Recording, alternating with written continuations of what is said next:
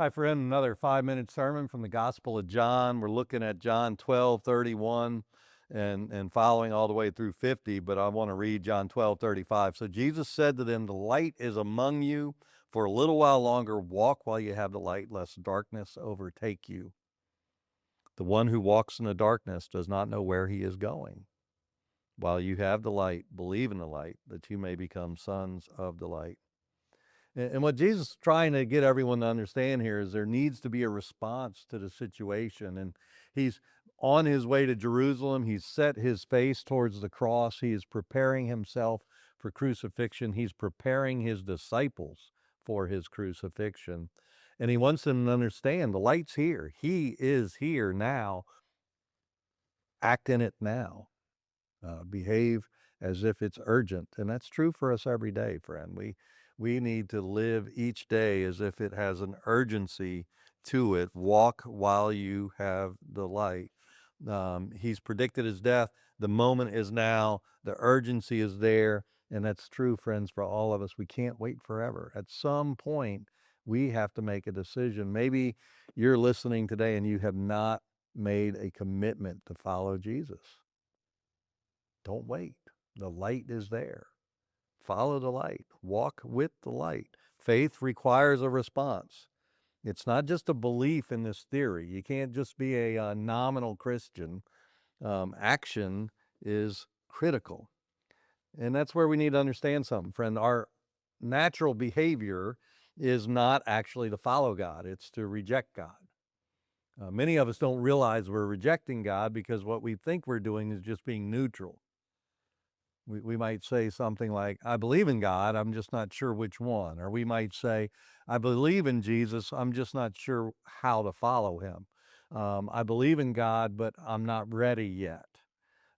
These are all ways of trying to be neutral about a battle between good and evil. And friend, there are no neutral places between good and evil. You're either on the right team or the wrong team. And so when you choose neutrality, you're choosing to be against God. You're choosing to ignore his right to rule and reign. And so people turn away from God simply by ignoring him. And so one of the things that we need to know that we're very grateful to know as Christians who believe in God's grace is that God moves first in this situation, because our natural inclination is to ignore him, to not accept his rule. Then we're grateful that he moves towards us. He reaches out to us in Jesus Christ. He reaches out to us. In fact, if you look at the gospel, the book of Genesis, the gospel shows up in the book of Genesis when Adam and Eve first sin. Grace is there in that moment before God finishes all the curses that result of that first sin. We see that he's already provided a covering for them. He's already promised a seed of the woman, a son who will come and crush the serpent's head. And this is Jesus, the one we're reading about here in John.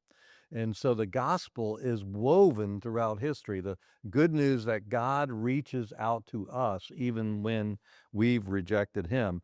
His calling is effective, and friends, his grace is powerful to save you. He is there to help you. He's not waiting on you to succeed. He's waiting on you to admit your failure so that he can help you. Jesus is calling to us. He says, I did not come to judge the world, but to save it. He can judge. He is, in fact, the good judge. But he didn't come for that purpose. He came to save us from the judgment. He came to offer us a new life. He is calling us into grace. And so I have to ask you a question today.